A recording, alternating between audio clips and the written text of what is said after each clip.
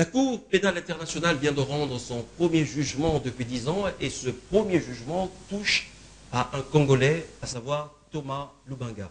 La population congolaise a beaucoup de questions à poser à la Cour pénale internationale, c'est l'objet de cette émission.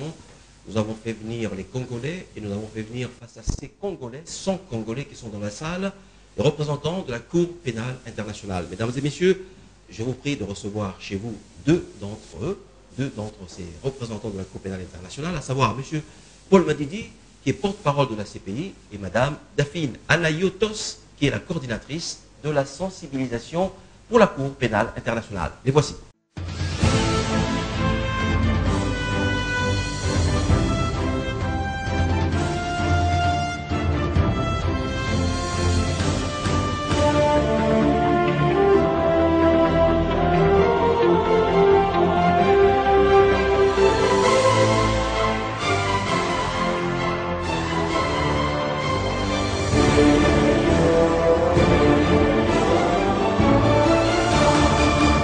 Bienvenue à vous tous et merci de votre fidélité à cette grande émission, le grand rendez-vous, je le disais tout à l'heure, grand rendez-vous parce qu'il met en face de la CPI 100 Congolais issus de toutes les couches sociales. Nous avons réussi à faire venir les Congolais de toutes parts de la République démocratique du Congo et ces Congolais ont des questions à poser à la Cour pénale internationale. Je dis d'abord bienvenue et bonjour à Paul Madidi qui est porte-parole de la CPI. Bonjour Jules. Bonjour à vous, Madame Daphine Anayotos, vous êtes coordonnatrice. Oui, bonjour, c'est Daphné Anayotos, je suis coordonnatrice des activités de sensibilisation à la CPI. Daphné, bienvenue en tout cas dans ces studios de la RTNC2 où nous enregistrons cette émission. Vous êtes face à ces 100 Congolais qui ont beaucoup de questions en tout cas à poser sur l'affaire, le procureur Thomas Lubanga, des questions à poser sur la CPI, des questions à poser bien évidemment sur l'affaire Jean-Pierre Bemba, des questions à poser sur la présence de la CPI pendant la période électorale dans notre pays. Vous êtes prête à répondre à toutes les questions? On est prêt. Vous savez qu'ici, les questions sont posées soit en français, soit en lingala, soit en kikongo. Moi, je réponds en lingala. Ok, mais tout de suite, on va le voir avec la première question.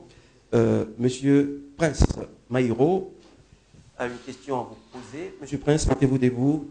L'hôtesse va se rediriger vers vous pour vous tendre le micro. Posez votre question en parlant bien dans le micro. Merci beaucoup. Bonjour monsieur, bonjour madame. Bonjour. J'ai une petite question, celle de savoir pourquoi la CPI, dans ses premiers jugements, s'est préoccupée beaucoup de crimes de guerre commis en RDC. Est-ce que derrière cela, il y a un objectif poursuivi que celui de juger les auteurs de ces crimes? Bonne question. Pourquoi la CPI ne s'est occupée que jusqu'à présent, enfin dans ses premières affaires, de ce qui se passe en RDC? Merci pour la question. Pour répondre très simplement, d'abord, c'est le gouvernement de l'RDC qui a renvoyé la situation en RDC à la Cour en 2004. Donc, au fait, c'était votre gouvernement qui a demandé à la CPI de venir enquêter. Donc, c'est pour cela qu'on avait commencé des enquêtes au Congo. On n'a pas les enquêtes qu'au Congo. C'est vrai que maintenant, le premier jugement, c'était un Congolais. Mais on a des enquêtes dans beaucoup d'autres pays du monde. D'ailleurs, pour compléter Daphné, les tout premiers mandats d'arrêt de la Cour pénale internationale ne sont pas ou ne concernent pas la République démocratique du Congo.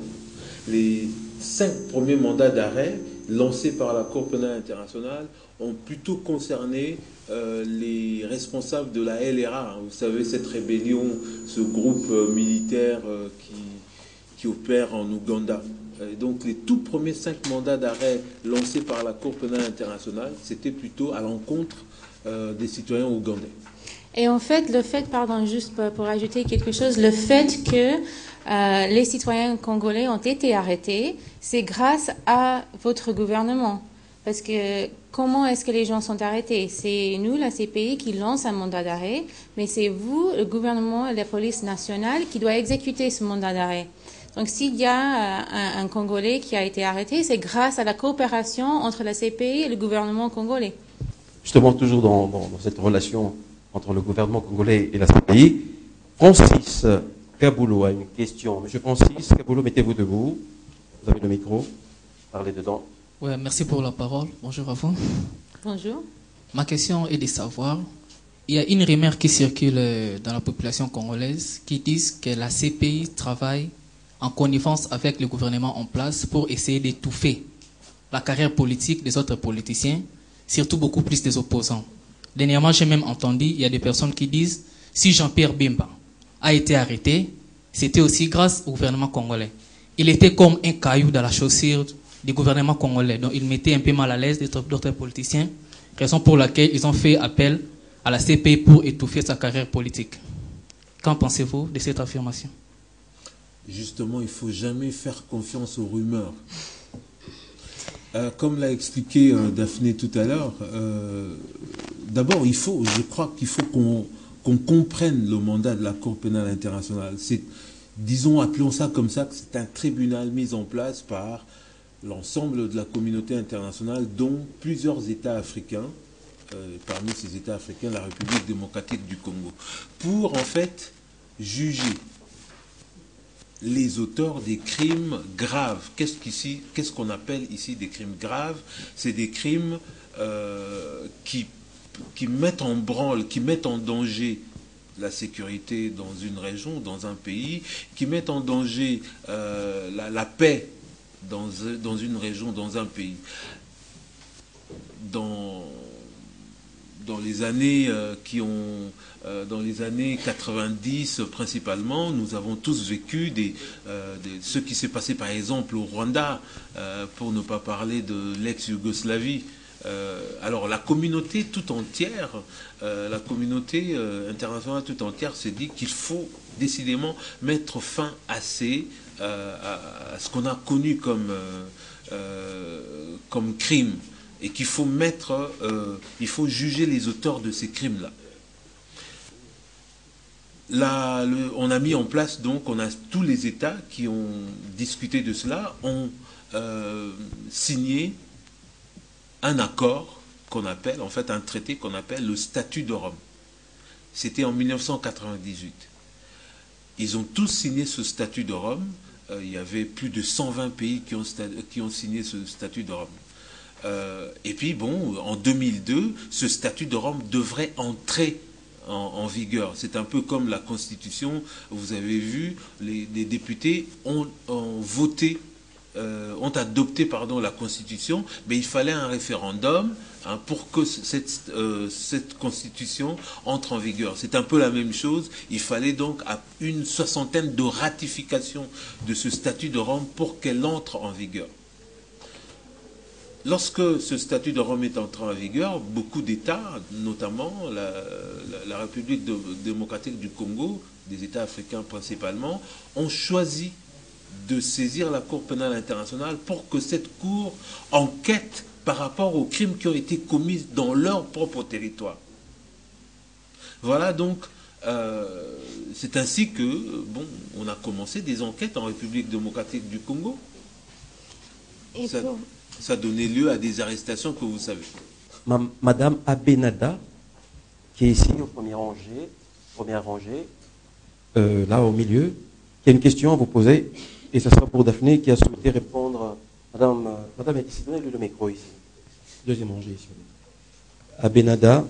Madame Abenada qui a une question pour Daphné parce que c'est en lingala. Merci beaucoup pour la question. On a posé pour le problème à Jean-Pierre Bemba. Depuis Bakangaye, basambisa kete toyokaka pete ke ubie bakatele utadane akobimane nini toyebita onengi na yeba soki zadini. Non, Monsieur Jean-Pierre. C'était pour Daphné. Hein? Non, mais bon, Je vais compléter, je vais le corriger. Elle va compléter.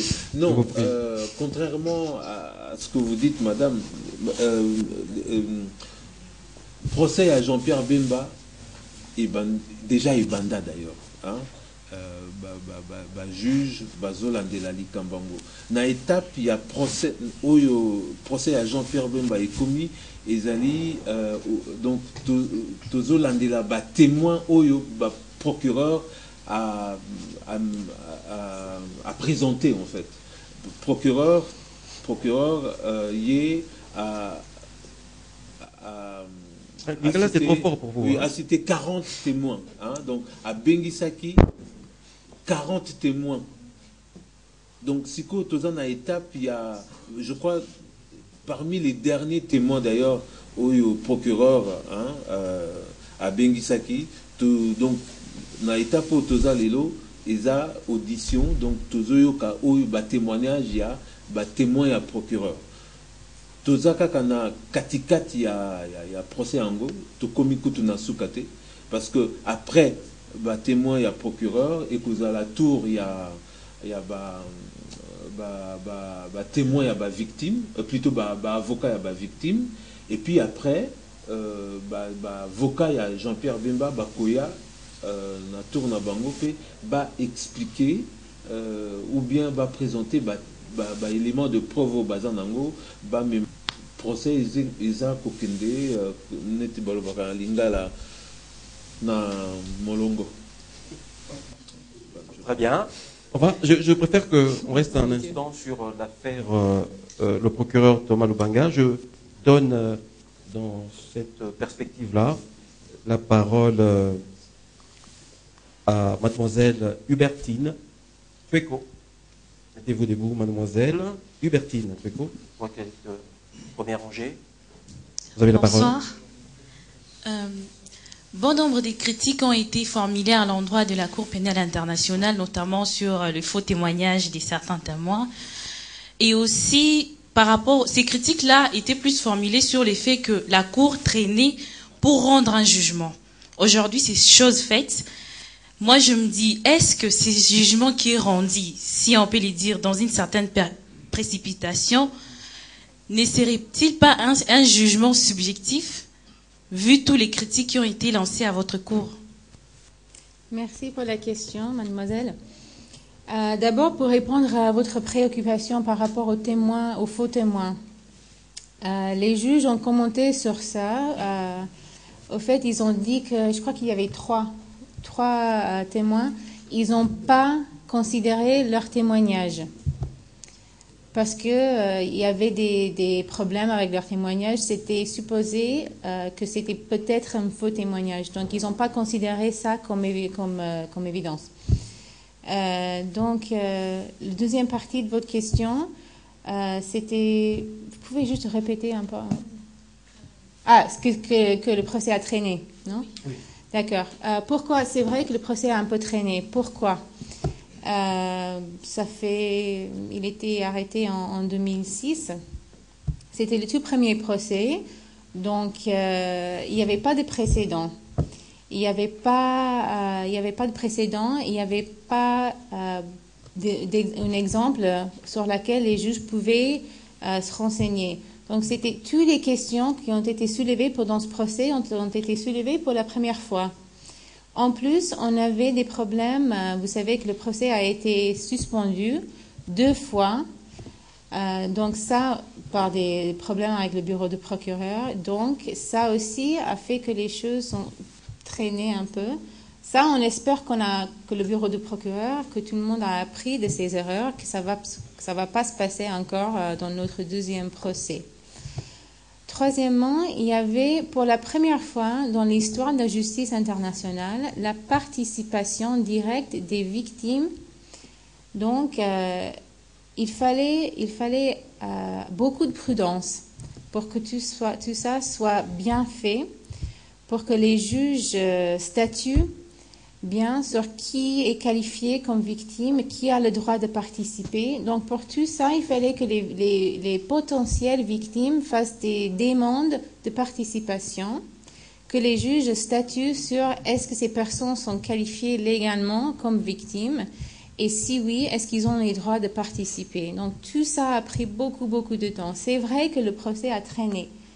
Donc, je vous dis que